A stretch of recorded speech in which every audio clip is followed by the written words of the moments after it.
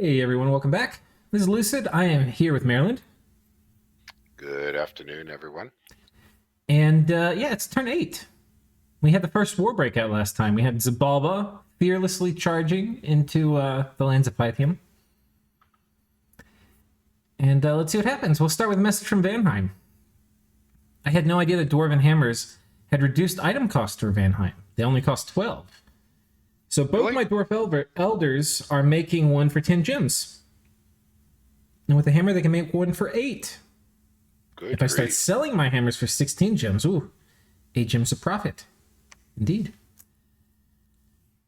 So with that message, he will earn himself spot number 1. As we see what's happening here with the expansion. Got the arrow catchers up at the front. Yeah, well, I think he's doing significantly better now that he's doing that arrow bait. Yeah. It's just reducing his attrition on the bands. So that's still just a squad of 5, so.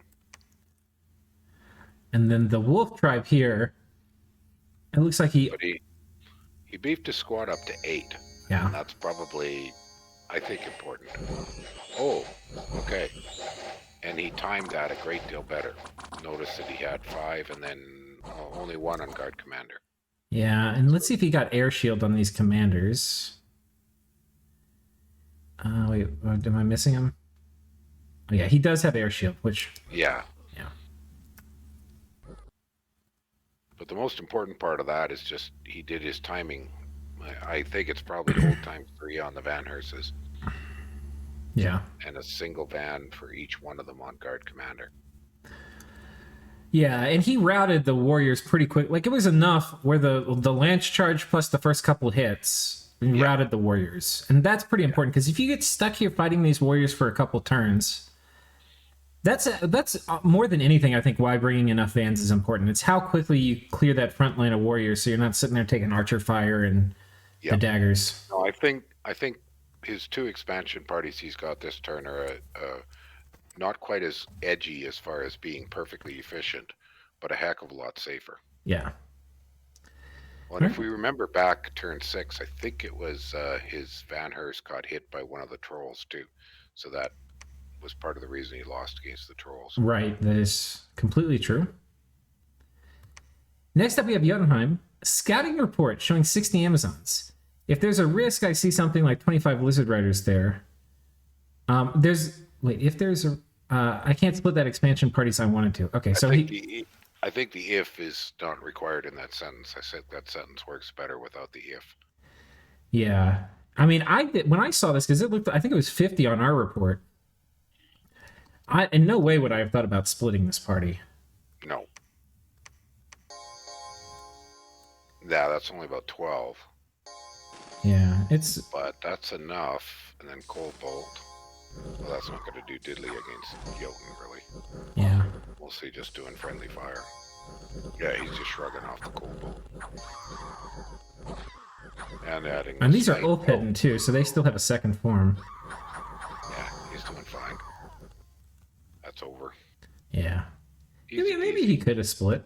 I don't think so. Yeah, I don't think he could have. He couldn't have taken both these. He also has no reason to do so. Yeah. I mean, well, I guess I shouldn't say that. That's our Monday morning quarterbacking thing, that we know that Pelagia has no amphibious units around. Well, Pelagia wasn't bordering that either, so... Yeah. Although he probably can't see that. But, I mean, I don't think Pelagia could fight Jotunheim on land either. No, but he did 3 expansions, so he's doing 3? No, sorry. Yeah, he had a slow turn last turn. I think only did 1. But he's catching back up this turn. Okay. And wait, so there's 1, 2, and then 3 is here. Oh, it was 3. Okay. Yeah. Oh, and that's where he used those. Those are the Amazon mercs he bought. Yeah, he really used these Amazons up. I wonder if... Okay, these enemy archers are on Fire Archer. Yeah. Not much you can do about that. I guess bring more slingers. Yeah. Well, I mean, they're mercs, so that's what they're there for. So he's now got a pretty good... This is a very valuable province. And if he gets this one too from Micklin, oh boy. And poor Micklin. Do we have no message from Mechlin? Okay, No, yeah, he hasn't talked to us in quite a while. right. From Ashdod, Oh, we winning got scouts. first scout province, but no money. Ashdod Scouting Network coming soon. My cave province does have a Scalpy commander for 80 gold points. No, thank you. So this must be the Bakemono dude. Yeah, I don't know. I frequently buy those. I don't think that's a bad price at all Yeah, they're decent commanders for a too. stealthy commander. I buy them all the time. Like the Atavi chieftains, I buy those all the time. Yeah, I prefer to only spend 20 or 25 gold on scouts, but sometimes you don't have that option. I just cut out the scouting expense altogether normally, but that's probably why I'm not in the finals. Okay. If that swamp in the southeast doesn't have lizard shaman, I'm gonna call shenanigans. I have 0 special mages within my dominion beyond that cave. I don't believe it's possible that a lizard swamp does not have indie shaman. I thought they always do. Oh, he can't see this yet though, so he doesn't know it's lizards. Is I think the thing. I thought he said in his message that if that lizards. I don't think. I think he said if it's not, if that swamp to my southeast doesn't have lizards, I'm gonna call shenanigans. I guess you're right. He can't see that those are lizard Right. troops there. But not only is it lizards, it's the lizards and a great gold mine. Yeah, that'll be nice. He's got to get nice. through those Pisacha first. Yeah. Now Ashdod has some problems here. Did he just bump? Did he just bump north against Zib? Because where's his other army? He's got 2 expansion armies. This is a 3-turn expansion army, so a bunch of Anakites. He's getting the bless. They're in a box. I'm going to be interested to see how they spread out versus these barbs, because you definitely do not want them in a box. So right now, he's got 1, 2, 3, 4, 5, 6, 7, 8, 9, 10. He's got 10, but only 7 of them are making contact. Am I counting right? Yeah, oh no, 6 of them are making contact. He has 9. 6 are making contact. Which with these barbs, you're on the clock. It's 10. It's 10. Oh, I'm not counting right. Okay, so 1's down. Ooh. Oh. Jesus. That went bad. Yeah. Ouch. Yeah. Now, killing barbs, like this is exactly what Anakites are not meant to expand into without a Hellbless. And these are not Hellbless Anakites. Because they go berserk, right? And then they're going to lose a bit of defense. So they're going to get hit damn near every time. And hard. And hard. Now they're fine because they kill things quickly. But you need to, like, the way to think about it is these barbs are going to be doing an atrocious amount of damage. And that was 65 of them. Right. And at best, he's killing 18 a round. And he wasn't killing anywhere near that many. Right. So I think 2 things, like, I mean, you have to, it was the same thing. I'm trying to remember which one it was we were looking at. But you have to kill a certain number. Oh, it was the wolf tribe we were looking at. They killed those vans killed the wolf tribe so quickly that it didn't matter that the wolf tribe were that killy. Yeah, just now we saw that. Right. But his second expansion party north of his city didn't move. Oh, is that right? Or, well, I'm not sure where. Oh, no, they were up here this turn. They had to backtrack. Okay. Oh, they did. Oh, he was stuck. Jeez, why didn't he go north? Well, maybe he negotiated that border. Well, this would have been like the little 9 square, the 3x3 around the capital. Normally, if you get into that for somebody else, they're probably going to attack you. Yeah. So he didn't want to push that button.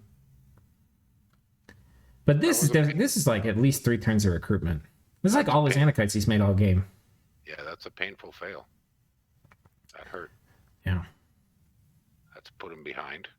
Well, quite a number of the players have had some very painful expansion failures.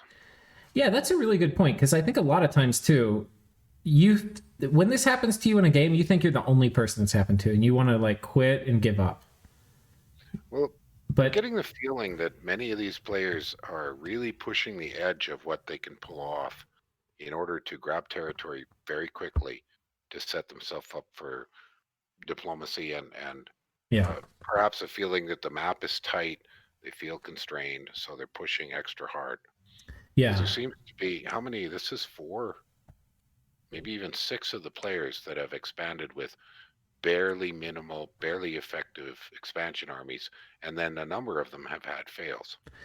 Yeah, I think that's the thing. I think you're right, and it's what we were talking about at the beginning. Just because you're good doesn't mean you don't lose expansion parties. Because a lot of times, good players are going to really sharpen their pencil and try to do the minimum amount of troops they can get to squeak by Yeah, with an expansion.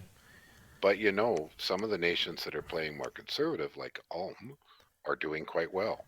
Yeah, And Jotunheim, who's playing quite conservative. He's actually stopped, paused, reinforced an army, moved it together. And yeah, some of the players that have pushed really hard on the edge of things, like Micklin with little armies of only 4 Jags. yeah. I would say in general, the players that are doing the worst are the players that have gone for high attrition strategies, except for Zabalba. That's kind of what I'm saying, Yeah. or high risk, because I don't think, yeah, Well, I mean, I think the plays Micklin was making were high attrition. Like he that's got true. he got unlucky because they didn't work. Because there are worlds in which they all worked, but even if they worked, they would have been high attrition. And that's one of the natures of the way the morale system in this game works is, especially during expansion, you could be right on the edge of success. But then just one bit of a morale check fail, you fail before the independents fail, Yep. and your guys are turning around, not attacking, and suddenly you take a lot of extra casualties that you wouldn't have. Yeah, that's absolutely true. Which, from all of my reading of medieval warfare, is that absolutely how it happened. The worst thing you could do in the Middle Ages was run away because nobody really took prisoners at all. And they would send the cavalry just to wipe you out. And that went all the way up into the Napoleonic era. That Hmm. one of the main uses of cavalry was just to completely wipe out a regiment that ran away. Because once it's running, then it's vulnerable. It will no longer form square.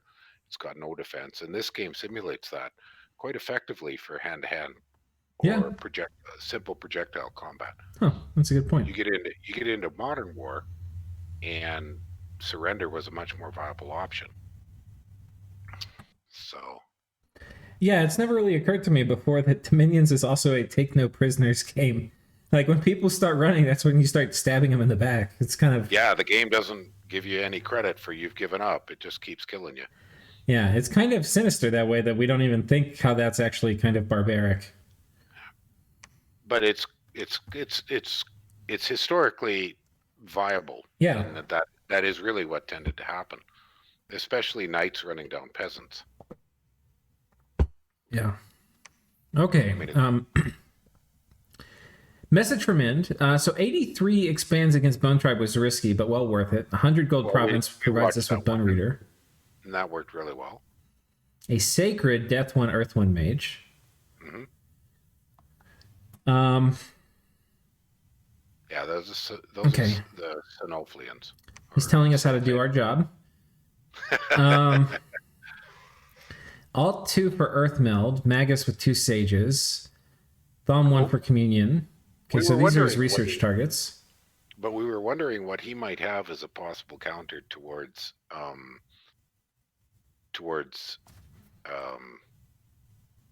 green Oh, I think guys. we were thinking about Nabah. This is End. Oh, right. I'm sorry. Yeah. I get the two mixed up all the time. They don't look anything alike. They got released at the same time. So. I guess so. But yeah, Earth Meld's pretty nice for Earth Meld spam would definitely be good if he gets run at by Sacreds. Yes. And then he's saying it Wow. depends who I feel threatened by or want to attack. Garth, I'll go all 3 for luck. Super effective against heavy hitters with low attack density. Okay. Ideally, I go Construction 3 next month, which unlocks gear for Infamiliars, Research Boosters. Construction 3 gives Legions of Steel. Oh, Legions of Steel. Okay. I was wondering why the 3 and not 4, but I could see that. And at the moment, Thumb 1, Alt 1, Evo 1 from Random Research. Okay. Okay. Good to know. No, that makes sense. He's going to use his mages, spend some research points. So 64 research. Well, that's He's pulling his mages in 117, so let's go see what he's talking about here. Because he was saying 117 would be a hard province for him. You know the shortcut for that, right? Oh yeah, here we go. Yeah, G. So this is what's happened. This is this knight province that we were talking about. He had the militia already. It looks like he's gone and pulled mages to fluff up his dudes or do earth meld. So let's take a look. I think that was a very sensible choice. Because grabbing that before Agartha could get it. Like, we could see that Agartha was positioned to contest it, but he's got the jump on it now. Yeah. What are they going to cast? Smites, very effective. Yeah. And what else? Anything? Claim life. But that's the smite. That's his national smite. Yeah. Well, these are Holy 3 Magi, are they? Yeah. Well, they're in a communion, so they. Oh, he's communion them for smite spam. Yeah. Oh, excellent! I haven't seen that in ages. There's not a lot of nations that can communion up smite spam. It's highly effective. Yeah, it's early and it's very good. That was an excellent decision. Really cheap research. So if we look at it, they killed it. They did about a third of the killing. But they killed the tough stuff. Yeah, that's true. So, and he only lost one sacred. I think he probably would have won without them, but he's traded mage turns for sacred lives. I think he probably would have lost like 4 or 5 sacreds. And he did what we thought with the militias, is use them as lance soakers. Yeah. Good call. That was an excellent bit of work. Yeah. I'm impressed. And anyway, now he's got this. Did he? Oh, he went drain too, so his mages don't even research that fast. No, I think that was very wise. Yeah. Now he can take that heavy infantry. He can probably, I would leave the Magi there, build a lab this turn, hopefully before I start a fort. Just leave them there parked on research. Yeah, they'll protect the and they can preach and get the Dominion up. And they'll protect the fort if it gets attacked before the thing comes up. Right, and then his plain army can move on to that heavy infantry. Yeah. And secure that border very nicely. Nice province, too. Yeah. So really, and he's going to lab it anyway. So he's only really wasting, I guess he's wasting 2 mage turns. Because they're going to have to sit, I mean, they'll preach, so that won't be a complete waste. He did say 2 times 32, so he's thinking 2 turns. Which implies to me that he was planning to lab that.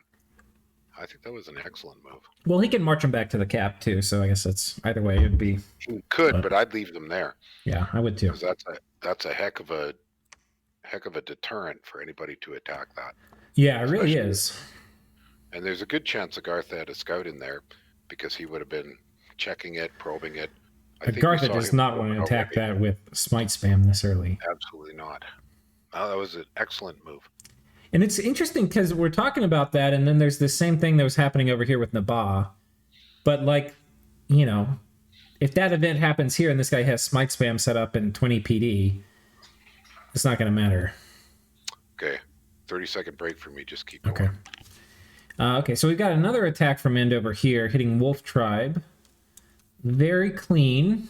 We'll watch this because it's Wolf Tribe. And it's a pretty low squad count.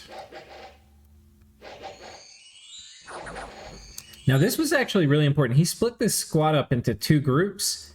This top group over here, they caught this barbarian commander, and I guarantee you, if he had them in one group, they would have run after these warriors, and this barbarian commander would have come back here and murdered this mage. Guaranteed. Guaranteed. So, 2 squads, so important when you can manage it. That actually may have saved the Anakites earlier, because they probably would have, as they ran forward, they would have spread out and probably had better surface area. So that might have saved them too. But so anyway, just 2 expansions from End. Seems to be going according to plan. Looks solid. Nabah. Yeah, exactly. Losing this early fort in a construction in 240. Thanks, Lux Scales. Did he take it back? Not yet. Not yet. So Nabah's over here. Now, Pan didn't take it. Pan went south. Oh man, Pan told us he already negotiated a couple of borders, so maybe I can't remember if this is one of them. it's not with Nabah. I can't Wonder why remember Pan, what he's negotiated, but it's not Nabah. wonder why Pan didn't scoop it. Maybe he just doesn't want to start that argument yet. Yeah. Because Ooh. this was obvious easy one. Yeah, our hearts are with you, Nabah. This is a painful one. Yeah, that hurts. That's the kind of setback that, well, you could recover, but it depends on who noticed. And we know Pangea will have And noticed. yeah, but Sai is going to know what kind of matchup this is the same way you and I do. You know, it's Do you remember? Well, Sai also has phenomenal scouting capability. right. I mean, it would be very worthwhile for Sai to buy a few harpies, even if it's cap turns. Right. Well, he's got Forest, so he just poops him out of there. Yeah, exactly. So he's going to know. He's going to have by far, I think, the best intel in this game. The other nation who could have really good intel, but I don't think is doing it, is Zibalba. Oh Because yeah. you can get Batabs in every forest. You want them anyways. And they're a quite excellent scout. Yeah, that's a great point. And then eventually replace them. But, you know, one of the options for any blood nation with even the littlest bit of blood is making those infamiliars. Not infamiliars, those are the research ones. It's the other ones. Oh, the lifelong protection. No, Oh, Shadow Imps. Shadow Imps. Yeah. Very Well, cost how about this, Maryland? For an indie province, it's not a throne, I don't think. What's happening? This is just an indie province. And he's probing it. And what? Oh, good God. Good grief. Summer Sword, Vine Shield. That is not a throne. It's not a throne. And there's two of them. Yeah, they're just Wow. hanging out. What's up, guys? There's a good bit of free loot there. Yeah. I mean, that's an awesome opportunity for try and charm or something, but oh, it's so hard. It's so hard. It's one of the things you just dream about, but never actually do in a game. Very rarely does anybody do it. Yeah. Ooh, Primal Force. I wonder if that's tied to this. It must be. Let me look that up. So it's under sites, Primal Forest. Well, I think you would actually find it on IlWiki if you want to look there. But all right, so Nabah is expanding south. Let me know when you found it. There's nothing too much. It doesn't say anything under in the sites. I'll try on the wiki. Or Mod Inspector doesn't have anything too obvious. I noticed earlier today that the wikis had a huge facelift. I'm not sure I like it, or at least it messed me up. I haven't noticed it yet. I'll have to go check it out. No. Oh, independence. Oh, there's a funny little note about it. Rare independent types. Okay, primal. Whoops. Yeah, typos here. Yeah, that is exactly what the Primal Forest has for special independence. Huh. So that's excellent resource actually. I didn't realize that somebody had gone and done that for the wiki, put these special independents. Although I do remember we had a big discussion about this related to some other things. Particularly, I'm trying to remember who it was, but somebody did up a partial spreadsheet of efficiency for patrol by gem. And there was I've seen that. That's a great resource. That's a great resource. And there's some surprises there. I thought imps were quite good. They're not. Yeah. Oh my goodness. Yeah, that Anuki of Growth and Rebirth and the Anuki of Love and War are attached to that site, the Primal Forest. Now, how good is the site itself? It's 3 gems and you can summon nature spirits, so it's a pretty good site. Summon them with a nature mage, and nature spirits are a unit. Steel strength, but they're homesick. Yeah. Okay. They regen, poison resist, stealthy awe. Interesting unit. So, while you were looking that up, we were watching a battle here with Nabah, Maryland, and they Nabah lost an expansion party. Well, that's not a very good expansion party. Oh, it's okay. I think the thing is, it's the high hit points of those Adites that cost him. Well, yeah, I mean they routed, but I mean these are good units. The thing is, I think a lot of times Dominions players are programmed to see light infantry, militia, garbage, right? And then we're like, okay, this can take it because these are good units, and we've got camels which are good. Like that's what I would think. When you play some nations where expansion takes more finesse, like it's harder, you have to think more. One of the things I have found when I can't remember exactly the nation I was testing, but when there's no archers, when it's only infantry and there's like 50 of them, it can be a lot to chew through. Like the difference between militia, light infantry, heavies versus like militia, light infantry, and archers, which is another indie type, can be a big deal. Like it can be a big difference because I'll just show you what happens. Look how many 50 indies is once they get swarmed up here. I'm just wondering if some of them got past and whacked on his commander. No, it didn't even happen. Just look at it. That's a lot. Like 50 is a lot of dudes. Well, and they're getting around. They're getting a lot of distraction. Yeah. So defense is being trashed.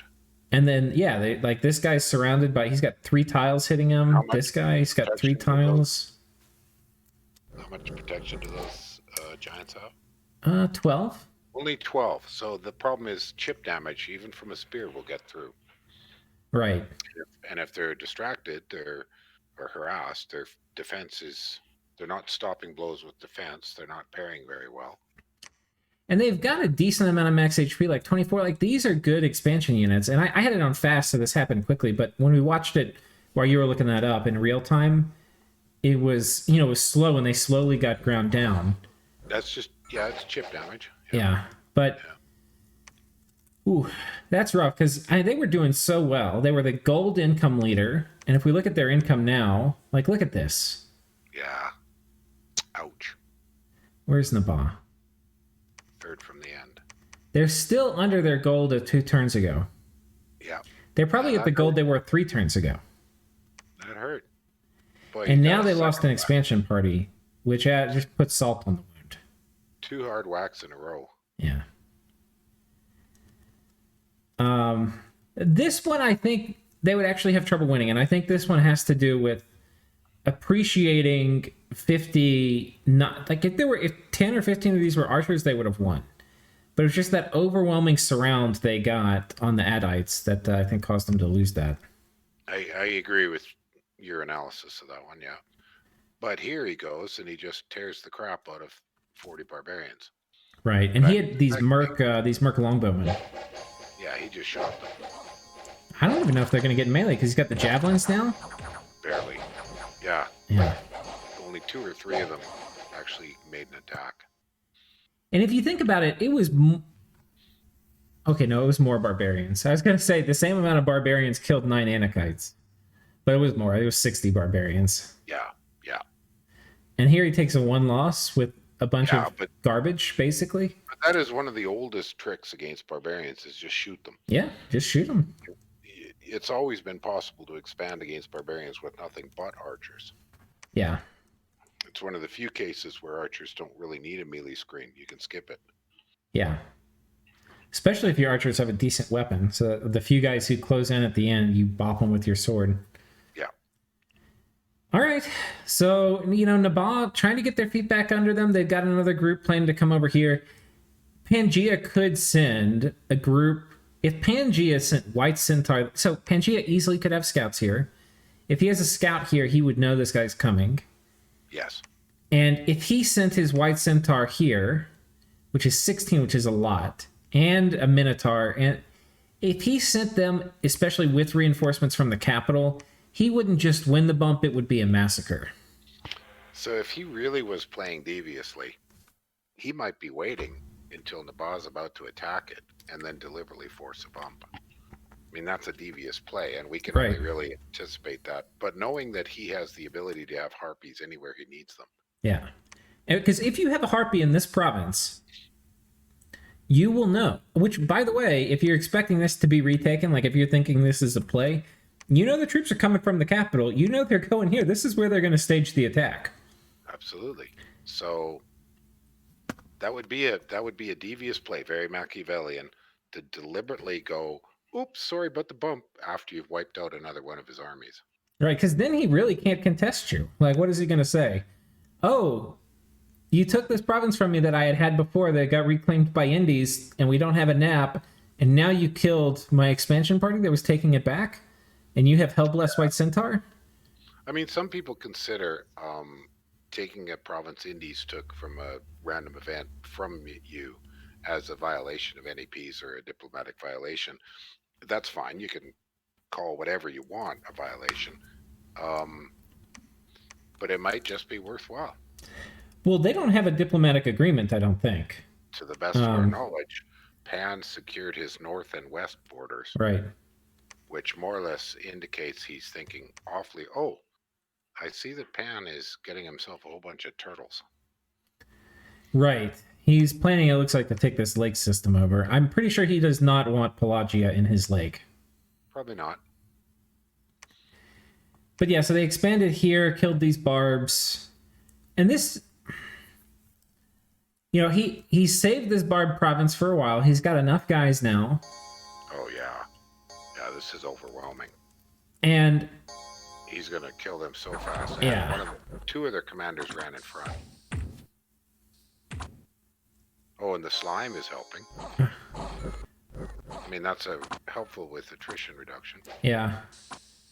They just see, this is like, okay, they're all gone. It's turn. They routed by round 5. I'm curious. When he went to do the slime, did he by happen script Eagle Eyes before? We can go back and check. He's not missing with the slime. Blessing, divine blessing. No, there's no Eagle Eyes. No, he did pretty well, because if I remember right, slime's not very accurate. Are any of these guys? I know these guys aren't 80 leadership. Is this guy? This guy is. Oh, nice. These guys would have, if it was in a line, they would have killed him even faster. Yeah. But he might have put them together from 2 armies, because the last time we saw White Centaur, he only had 10.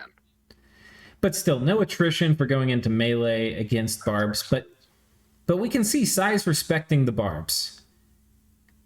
Like, if he had 8, half of this, he probably would have won, but he would have lost probably a good number of White Centaur. Unless he wanted to just use javelin satyrs to take them, and you could have.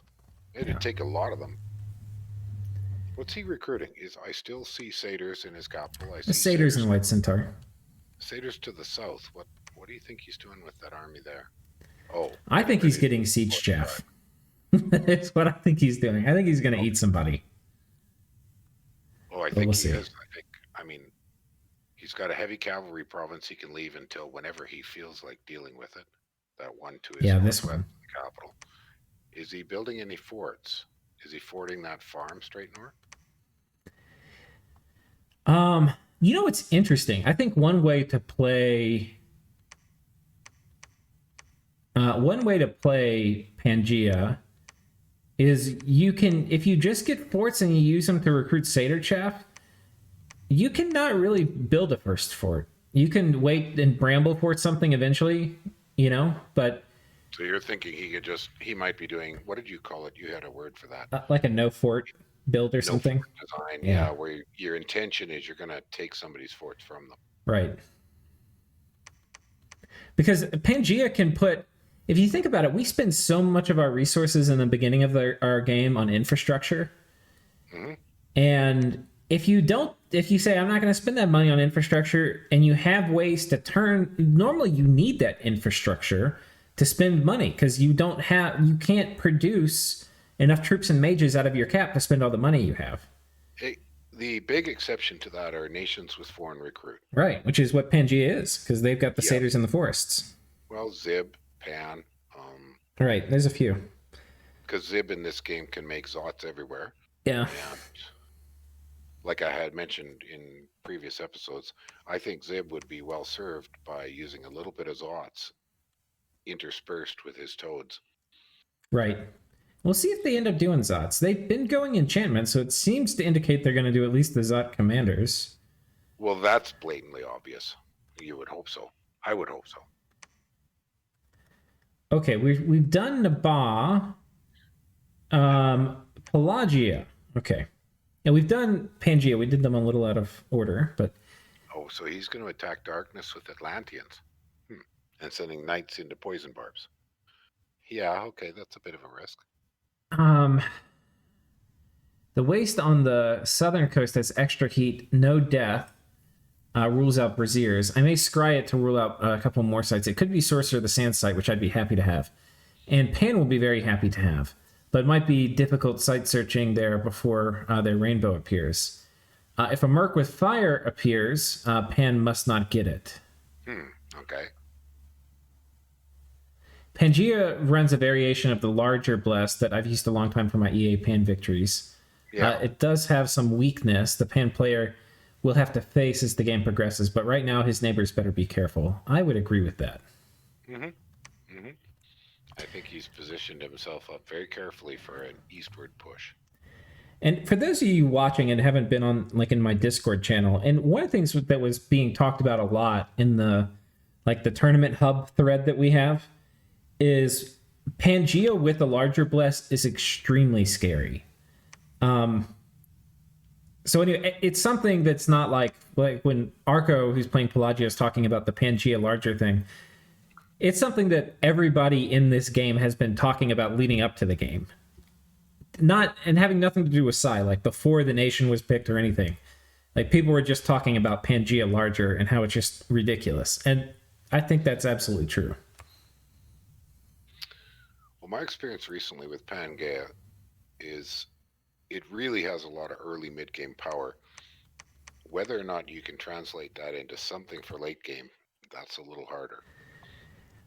I think Pangea actually has excellent late game. They don't have some of the obvious things like astral mages or death mages or whatever, but they have blood. And they can blood sacrifice. Yeah. The game I'm playing Pangea, but I'm a sub, is late. Yeah. And so I've got astral communions through the yin yang. Oh, nice. All right. Yeah. Late age Pangea.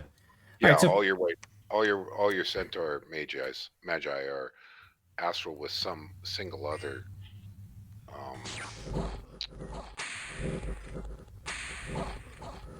like boom. Nothing much to that. What kind of mage is that? Is that a Deduco? I'm not sure. Oh, it's a mermage. Mermage. Okay, so just basic.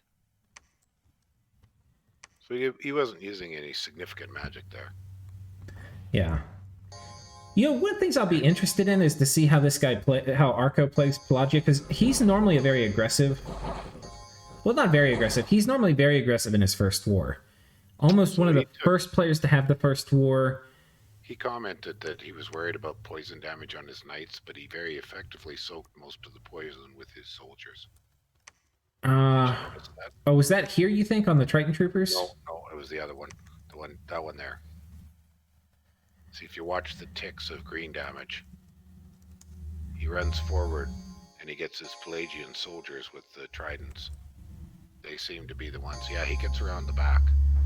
Oh, I see. So the coral spears. See, this is what I was saying about those coral spears. Those guys are dying like flies. But look at how much, leftover chip damage is appearing there. Yeah.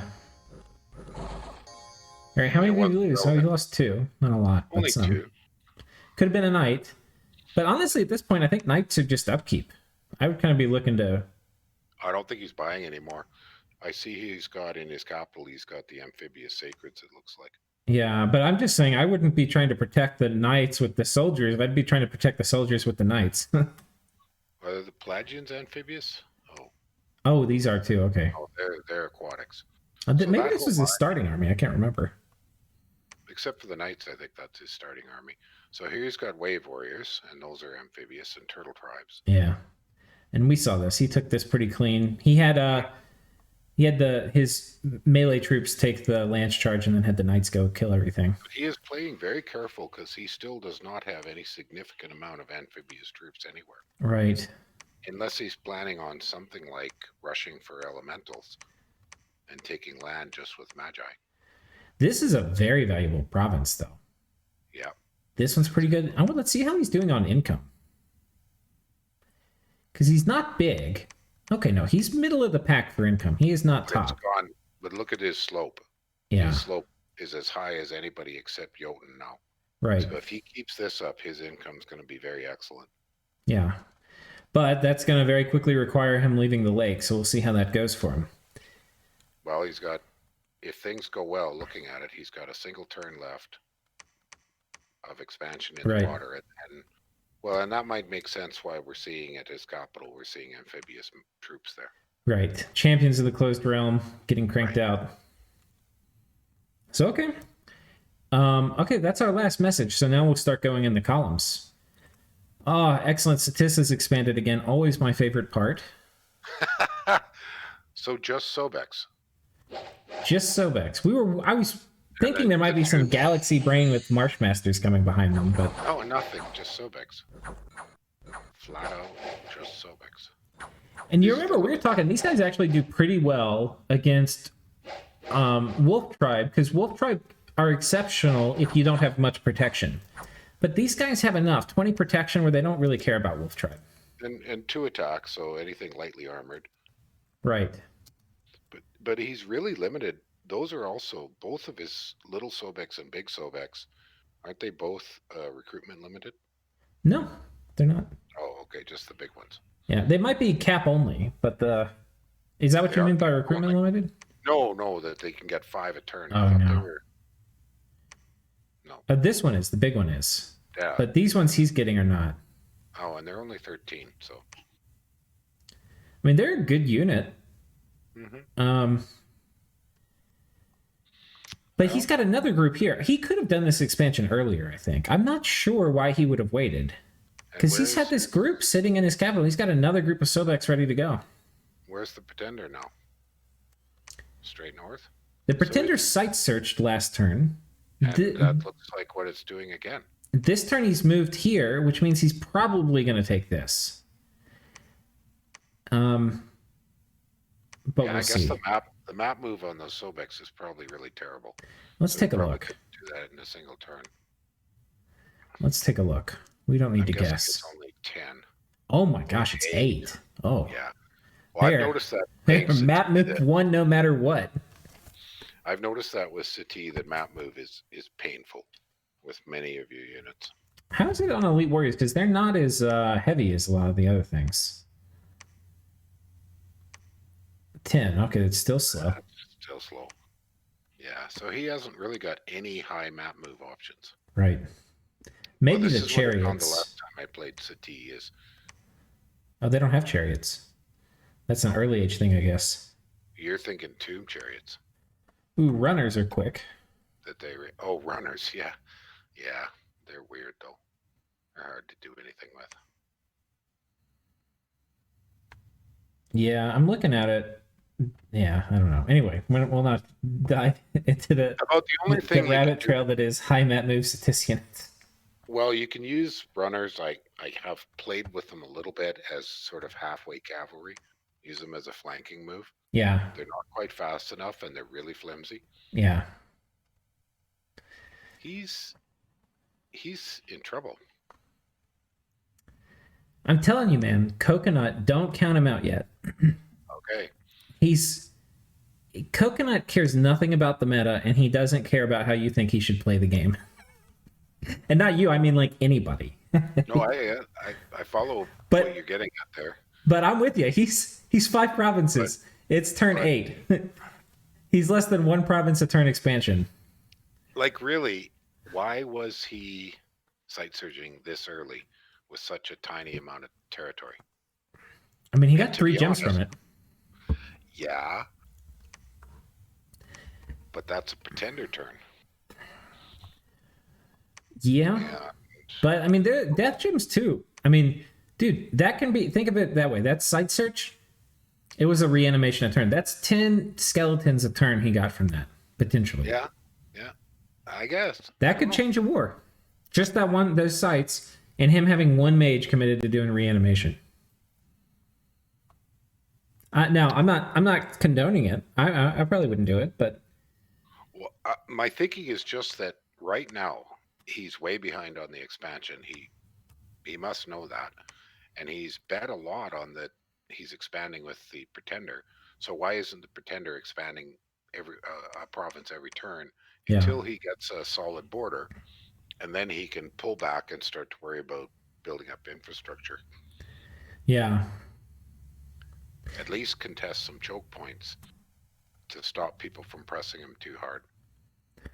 Yeah, I think this is what okay. I think he has said, all I need for my build is to get the 9 squares around my capital. Maybe that's what he thought. It's possible. It's possible that's his thinking. If you're 9 to start with, and doing that enables you to hit a research timing, and then you eat one of your... Like, let's say this. He says, look, I'm going to go... We're only going to have 9. Nobody's going to contest me for it. I can take it at my own leisure. I've got a shit ton of Marshmasters. We're going to hit enchant 5 before anybody knows what happens. And I've done a little bit of site searching with my god, so we're going to be rolling out with, like, 200 skeletons... and enchantment 5, and some beefy Sobex in the front, and you better be ready for Foul Vapors and Horde of Skeletons spam at turn 14. It's possible. I agree with you. It's possible. I'm just... Whatever this galaxy brain idea he's got planned is still opaque to me. Yeah. I'm not seeing it transparent. It's not turning out any of the ways that I thought it might. Yeah. No, I'm... Okay, yeah. You're right. You're right. So I'm just saying, don't count them out yet. But it's opaque to me too. Because so far, everything he's done could have been done just as effectively dormant. Well, he wouldn't be expanding at all if he didn't have a god. Well, if he was dormant, he'd have far better scales and would just be expanding with troops. Well, yeah. That's, So yeah, no, that's paid probably true. 150 Maybe true. design points to make a god that I has don't- to do something amazing. I don't think you can get Elite Warrior... I don't think you can do Elite Warrior expansion while also maxing out Marshmaster production. Probably not. Anyway, I look forward to the Statist turns more than I look forward to anyone else, even though they're doing the worst, which is normally not how it is. Well, each one is a surprise because Yeah. he does things that we're not expecting and can't figure out. We haven't been able to come up with a prediction. Yeah. Yeah, our predictions for what he's going to do next are basically worthless. He hired the Mace Men, Merc. Yeah, so that was clean. Killed these Barbs. I think he just wanted to be totally sure he got the Barbs. Dude, he loses this. These forest trolls have just been disrespecting people. Well, okay, Flying Shards isn't doing diddly. Well, they do have fireball ability. That was 3 down with the first contact. Oh boy.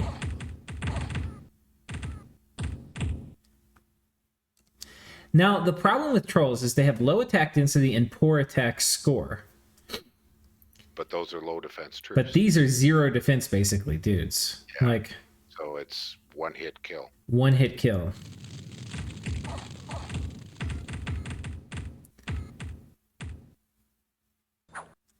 He comes close. That was I very want to see how he's touch-and-go. organized. 1 square. I think, honestly, dude, 2 squares is the biggest takeaway I've had from this game so far. We've seen that extremely well used, as long as you don't drop your squares below 5, or to 5 or less. So a lot of these melee engagements are coming down to, like, where you have high killy troops on the other end, which is what these are in these situations. A lot of times, if you have high defense score, trolls are not that killy. But Well, in this situation, they're very killy. I think it's whoever can get around the flank.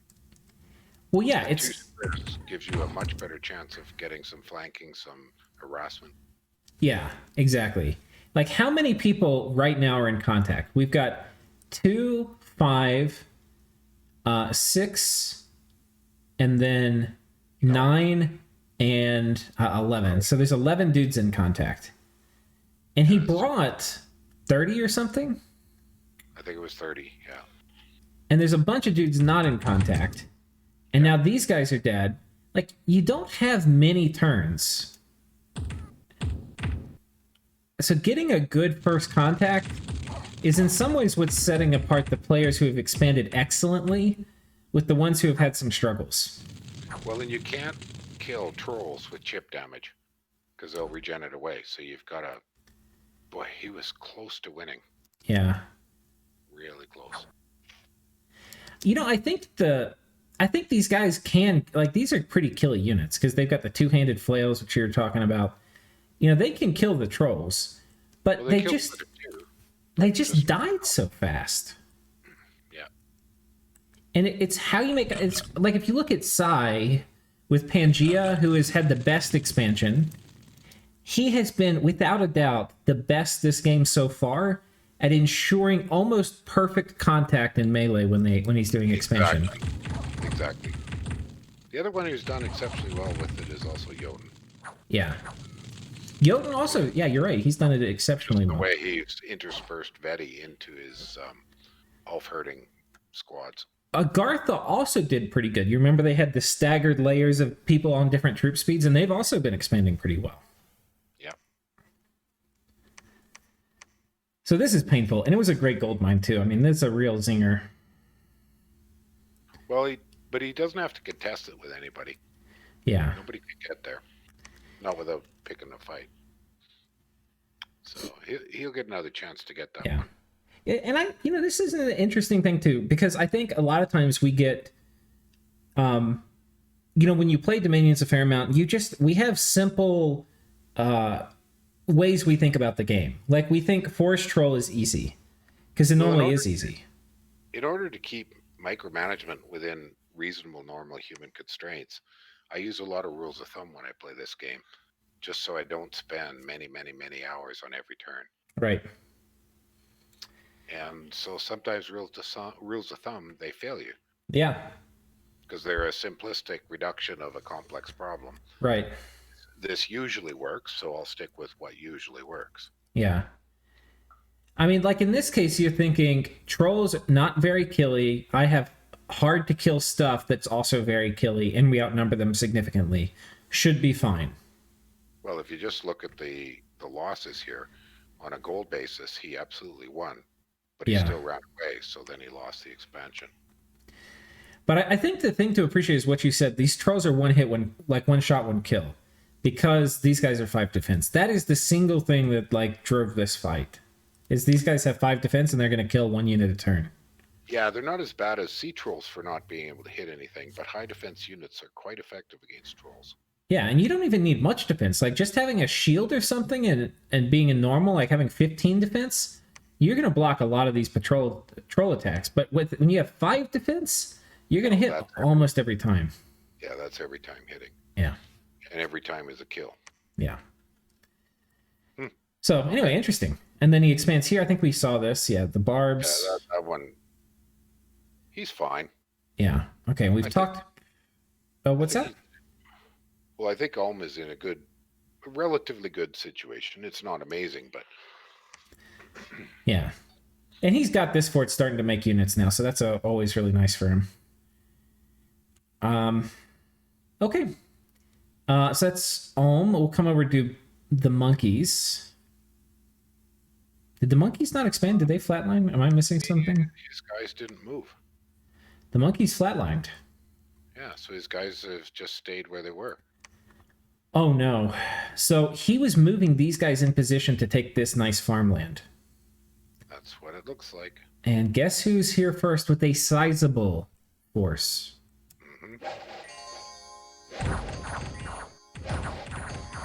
Another quite clean bit of formation. Yeah. That was clean. Wow, he only lost 1 herdman too. Yeah, that was very clean. And that was a lot of heavy cav. Ooh. He's got a lot of commanders there. How about that? He does. The scout must be here to immediately same turn build a fort. Maybe. Yeah, or the commander, the independent commander. Either one of them could do that job. Yeah, I wonder what he does. I mean, I think you talk to Bandarlog. If he's cool with you having this, you put a reasonable amount of PD, start fort construction. If he's not, or won't nap you or something, I would probably have to do what you were saying and PD dump and defend with a small contingent. But Bandar has some options move-wise. He can move with his Tiger's straight south of his capital. He can move straight west. Yeah, he can take these two. It's not the end of the world for him. Yeah, so that's not bad. Yeah. What about the northern border of Bandar? Is anything much happening? No, he's pulled away. So he's left those barbarians for later. Yeah. And those barbarians are basically protected because you can't move. You can't get to even this province without going through the Barbs. Well, Bandar has heat, doesn't he? But it's not hot yet. Yeah. Oh, and you need hot in both provinces. Right. And then Ulm is cold, so that's going to keep that pass closed. Yeah. So, and Ulm's probably going to get it. We'll see. Those militia. But he's got a Micklin favored border to his north, but he'll be fine if he gets all of this stuff here that's in this row and he gets that. It's not the end of the world for him. No, and sometimes you do your best to pick the moves for your armies, planning where they're going to move next, because you do get the odd dead turn where an expansion army can't move. Yeah. So you guess to the best you can. Now, a risk would be if he splits this army, if he goes here and here, then there's a decent chance, like this is the logical move for this whole stack. So there's an incentive for Bandarlog to talk to Vanarus, because if he comes down here, I'm pretty sure this stack kills this stack. Well, and you said that's a large, the little houses indicate that's a large 121 there. Yeah, these are kind of equivalent value. This one has a fancy color, like it looks fancy because it's got a farmland, but they're a similar value province. They're pretty close, yeah. In fact, this one's probably a little more valuable because it's more likely to have gem sites. Right. So. Okay. Vanarus, I don't think we've done them. We saw this battle where they're very clean. We saw that. Very clean down here, killing these light cab. This was where... But that's where he'd already killed all the commanders. Right, but failed. Yeah, but then he was able to just take it really cheap. Right. Jotunheim getting... Okay, we saw that. But he's got to figure something out to do with those heavy cavalry. Yeah, and he's a little bit on the clock because Jotunheim probably... Well, not with this stack, but... They could probably kill this. I don't think they will. They're going to come kill the lizards, but... There's a lot of great gold mines this game. I tell you what, there's one here. Yeah. They could potentially go after this one. So, I don't know. Things are looking okay for Vanarus. And Jotunheim, I think we've... Did we... I can't remember. Did we have... We did. Yeah. So all right. Zabalba. So last episode, if y'all missed it, Zabalba attacked out of the blue with no justification, no causa belli. He just attacked Pythium. He said he didn't like the way he looked at him. Well, now he's increased to 3 of the monster toads. So is the poison monster toads doing anything? Well, let's find out. They have trample, so that'll actually be pretty good against these size ones. He's got them spitting. And he does have 2 magic weapons, so he'll be able to kill these dudes. The problem is the attack density here, and he doesn't have great armor. But they're not doing any damage. I don't know why that is exactly. I guess 18's enough. Or they're missing.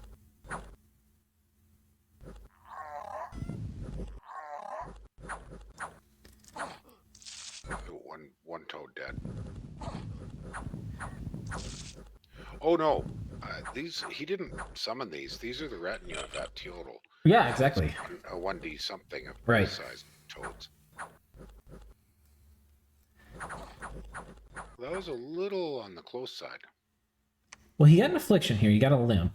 I think that was from this fight. We'll watch to make sure. I think so. Limp isn't too horrific, except that the only time it's bad is if you go to retreat. Yeah. Ooh, an Eekpot end. And we are not playing with... if he gets diseased here, he's in trouble, is what I'm trying to say. So magic paths on it? What's that? What are the magic paths on it again?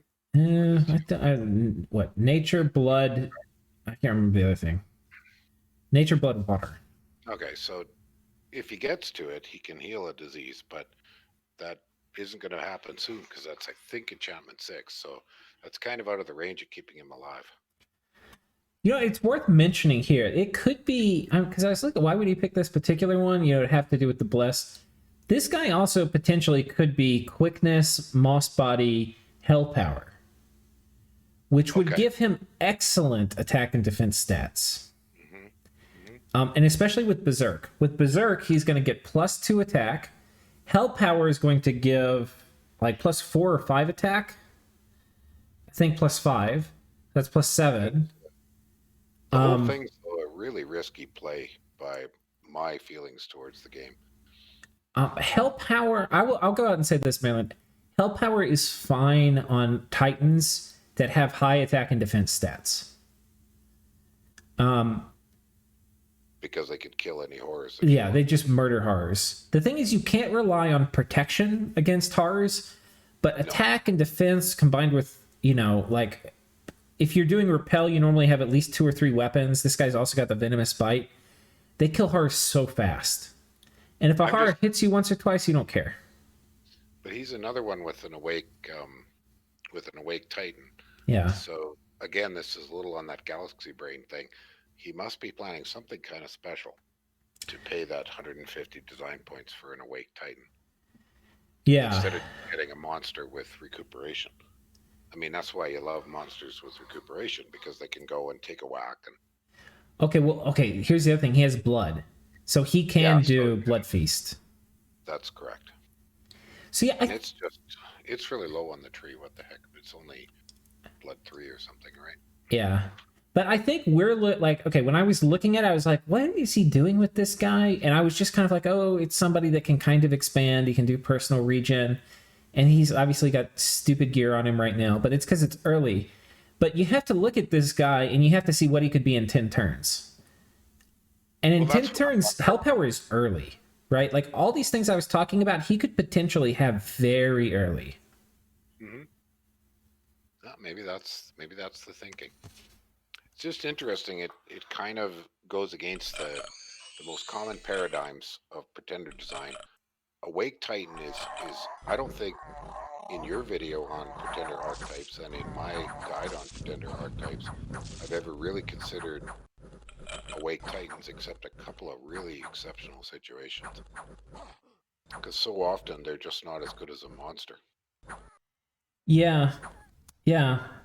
I mean, a Titan, I think Zabalba, middle-aged Zabalba, has a power gap in the early mid-game a little bit. Yes. And they are certainly a candidate nation for taking a Titan. And especially in a game like this, I think. And he's doing quite well. His frog expansion is reasonably valid. Yeah. So, you know, I think... Now, and his Titan still wouldn't be out yet, which means he wouldn't have been able to have this war with Pythium. Well, and Pythium, somebody attacked that farm. So was that Pythium? He pinged it, yeah. Oh, just a ping. And then he sent what's left of his little squad over here to take this. So he just attacked them. He's not even attacking more. He was just causing a response. I wonder, did he get a PD dump even? No. So yeah, he just attacked Pythium. Pythium didn't even respond, really. Wow. Because he didn't have anything, really. But, you know, like, if I were Pythium, I would have, like, moved Retarius here and here and done PD dumps and freaked out. And this guy's like, okay, let's see what you're doing. They're both kind of just feeling each other out. I would think Retarius would chew that Teodal to pieces.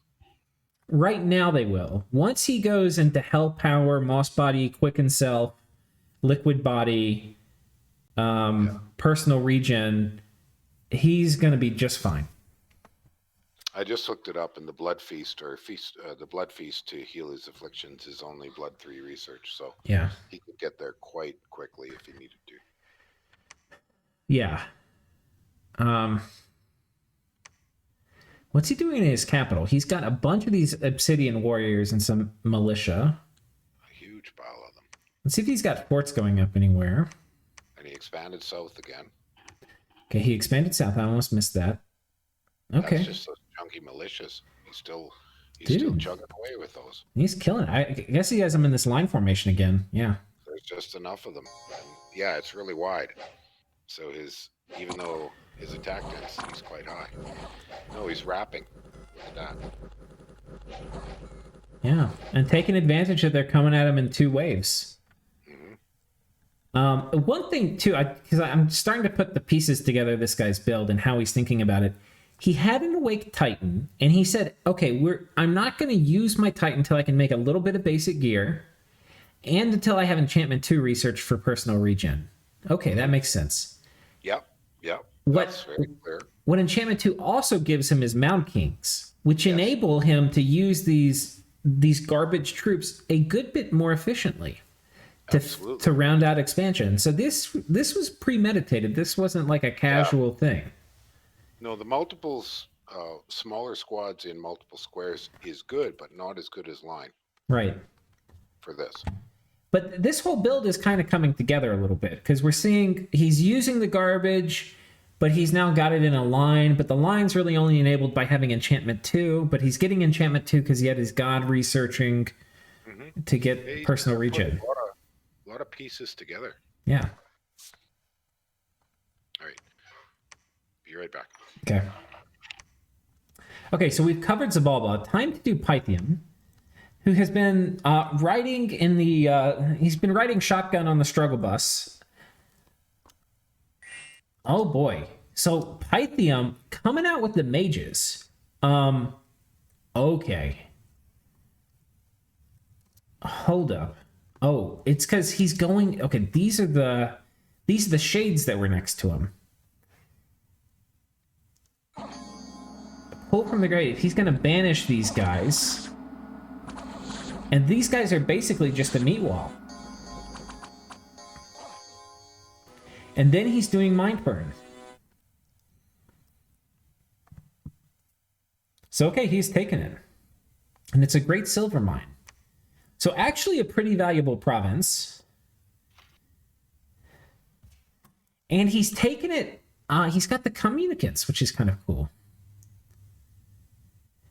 So these guys are Astral too. So basically, this is a very efficient setup for Mind Burn. Is he mind burning? Yeah. So there was this shade province and a cave near him, and so he had these guys basically tank, and he set this communion up to do banishment and Mind Burn. But this will also be pretty effective against the god, I guess. 4 Mind Burns a turn is nothing to sneeze at, even if you have personal regen. That would be a deterrent. At least. What was here? Was it... Okay, Bakemono. Okay, so we're going to have to see... This is spicy. He's also attacked this province. And this, I think, had... No, this wasn't actually that hard. I was going to say it had heavy cap, but it doesn't.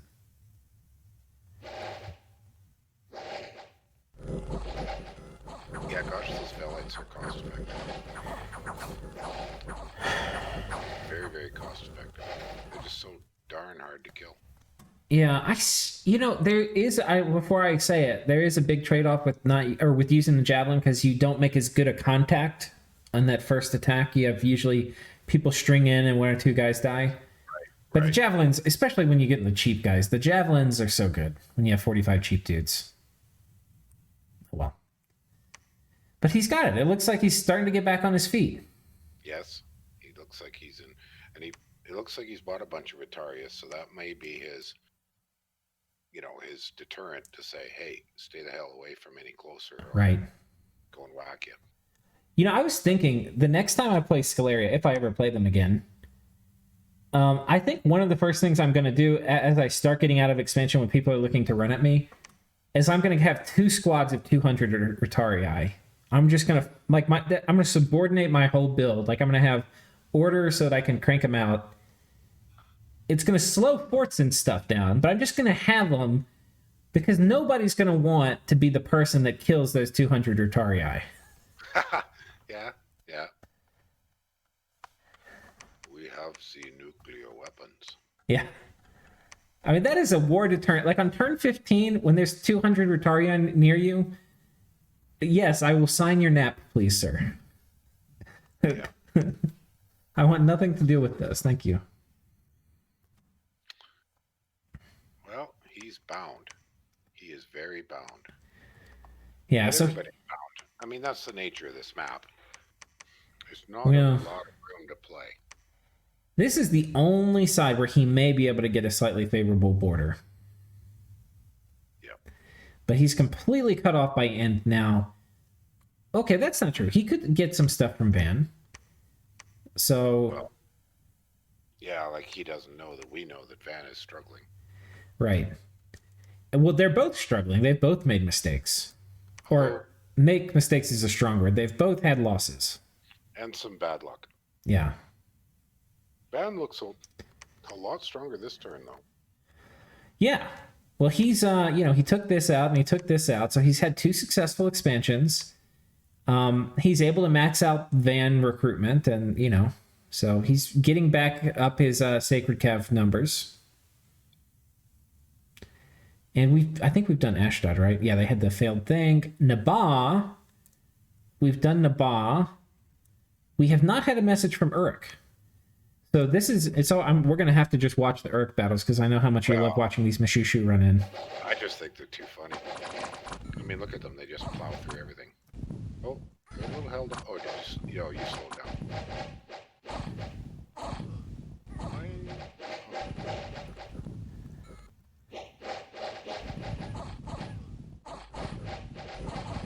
I am very impressed by those things. They're like elephants on crack. Yeah. Elephants with 2 lives. Yeah. Basically. They're like an elephant with a... Well, and armored. And 100% luck. Yeah. And fear. They're very expensive, but... I mean, by the way, it's worth pointing out, Uruk has great point buffing. So imagine those guys with Moss Body and Body Ethereal on them. Oh, gosh, yeah. Well, and I mean, normally to reasonable elephant expand, usually want squads of, say, 6. Right. It's kind of ballparky. So that's 600 gold. He's going 400 gold as far as the Trampler expansion. And doing the job is fine. Yeah, so in some ways they're more efficient. But they seem extremely efficient to me. So he's set up. He's got a squad here. He's got these guys here. So it looks like this guy's probably going to come clear out this stuff. But that is a lot of Lion Tribe. I would have to I haven't played Uruk. I haven't tested this, but this makes me nervous. And this makes me nervous for squads of this size. Because I'm just imagining the guy runs in, he starts trampling, he gets tangle-vined, and then killed. But it looks to me like everything to his north is independent. Yeah. Well, there's this river. There's this weird river system here. So right. I think this army is probably going to come up and take this stuff. And this seems fine to me. It's really the tangle vines that scares me on this one. And it's the heavy cav on this one, or the knights that scare me on that one. I'm wondering what his army move speed is, like the combined total move. Because I'm thinking that those Enkidus are pretty... Oh, only Mapu. Oh my god. Yeah, the 20 on those. Oh, they're cavalry, man. But only if he's got something that can go that fast as a commander. Yeah. I mean, okay, wait, time out, though. We have to do some science, some research. We've got... Well, he's got...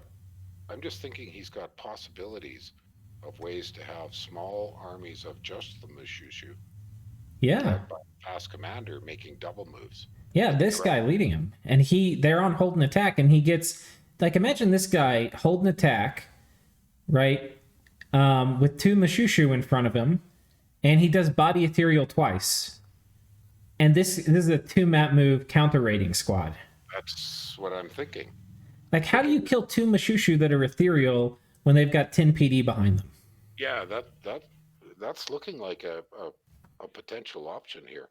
Yeah. He hasn't used it yet, but I was just thinking it could give him the possibility of slipping in behind the lines. Yeah, or quickness Mushushu? Ooh.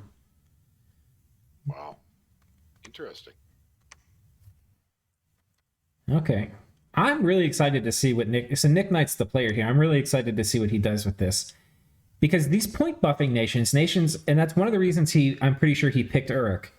These point buffing nations have really, really interesting, funny early mid games. So it's going to be really cool to see what he does. Let's see if he's got forts going up.